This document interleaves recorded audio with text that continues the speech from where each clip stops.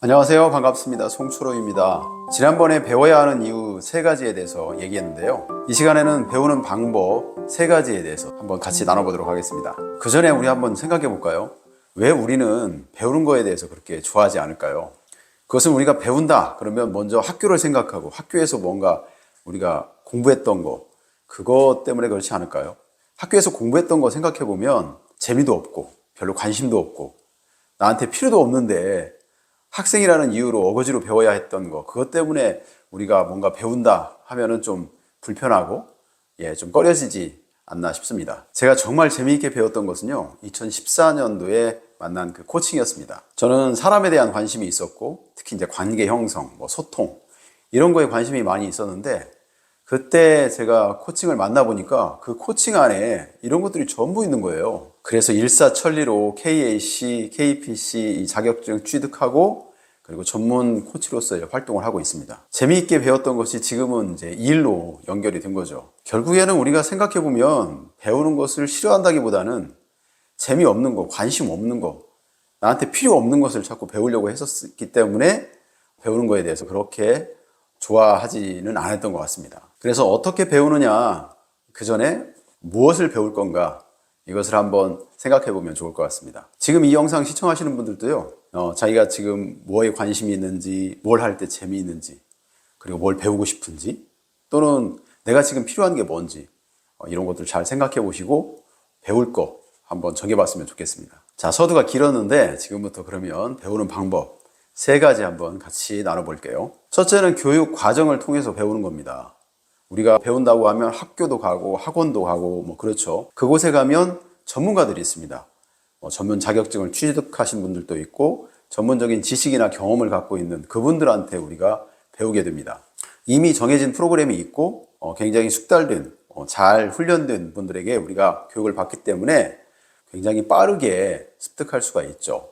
그런데 이것은 이제 내가 고민할 것이 별로 없죠. 전문적인 분들한테 계속 일방적으로 교육을 받는 거기 때문에 잘못하면 좀 수동적이 될 수도 있습니다. 그래서 요즘에 다양한 학습 방법을 통해 교육생들의 참여도를 높이는 그런 것들이 현장에서 활용되고 있습니다.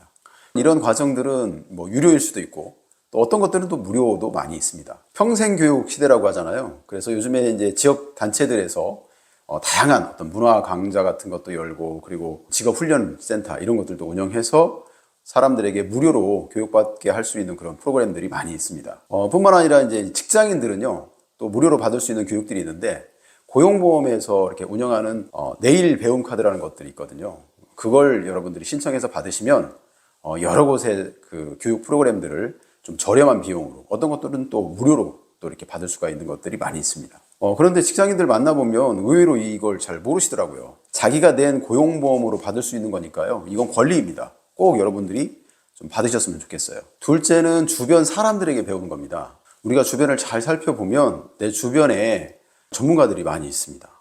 물론 전문가로 활동하는 그런 전문가도 있지만 전문가로 활동을 하지 않지만 뭔가 그렇게 잘하시는 분들이 있어요. 기획을 잘한다든지 업무를 빠르게 한다든지 아니면 말을 조리 있게 잘해서 소통 능력, 설득력이 있는 그런 분들이 있습니다.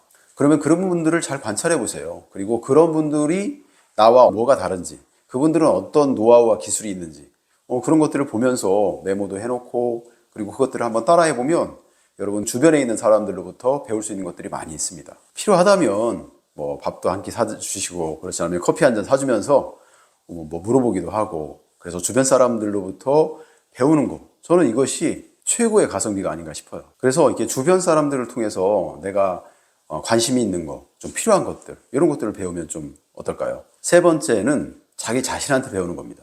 자신을 통해서 어떻게 배울 수 있을까요? 그것은 내가 살아가고 있는 나의 모습을 성찰해서 그걸 통해서 배우는 겁니다. 하루를 마치고 이제 되돌아보고 오늘 내가 하루를 어떻게 살았는지, 내 마음은 어땠는지, 내 주변 사람들과의 소통은 어땠는지, 그리고 그 사람들의 반응은 또 어땠는지, 그리고 내가 한 일들에 대한 어떤 결과는 또 어떻게 나왔는지, 이런 것들을 하나씩 살펴보면서 오늘 하루를 점검해 보면 거기에서 내가 무엇을 잘했는지, 그리고 무엇을 바꿔야 할지, 새로 시도할 건 뭘지, 이런 것들을 좀 배울 수가 있습니다.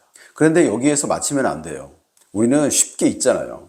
그래서 우리가 그렇게 생각한 것들을 잘 기록으로 메모를 해놓고 메모한 걸로 끝나지 마시고 나중에 또 그걸 보셔야 합니다. 주기적으로 한 번씩 보면서 공통적으로 또 계속 적어 나가는 것들이 있을 거예요. 그러면 그것 중심으로 해서 먼저 하나씩 개선해 나가면 좋을 것 같습니다. 그런데 이게 쉽지가 않아요. 시간이 없어서 그렇지 않으면 피곤해서 못하는 게 아니라 결정적인 이유는 또 따로 있습니다. 성찰을 하려고 해도 내가 오늘 어떻게 살았는지 잘 기억이 안 나요. 그게 무슨 말이냐면 내가 의식적으로 살지 못했다는 거예요.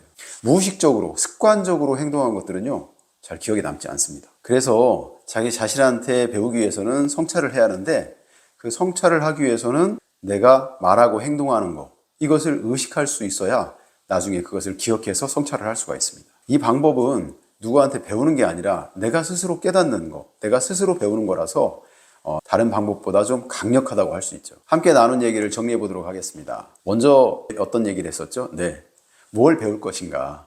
그렇죠. 재미있는 거, 관심 있는 거, 그렇지 않으면 나한테 정말 필요한 거 이걸 먼저 배우세요. 그리고 배우는 방법은 첫 번째, 교육 기관들, 교육 과정들 통해서 배우는 거. 두 번째는 내 주변에 있는 사람들을 통해서 배우는 거. 그리고 마지막은 자신의 성찰을 통해서 배우는 거. 이 세 가지를 말씀드렸습니다. 영상을 보시는 우리 시청자분들께서도요, 이 세 가지 방법들을 활용해서 여러분들이 원하는 그 모습들을 이루어 나가시기를 바랍니다. 영상이 도움이 되셨다면 구독, 그리고 알림 설정 부탁드리겠습니다. 감사합니다.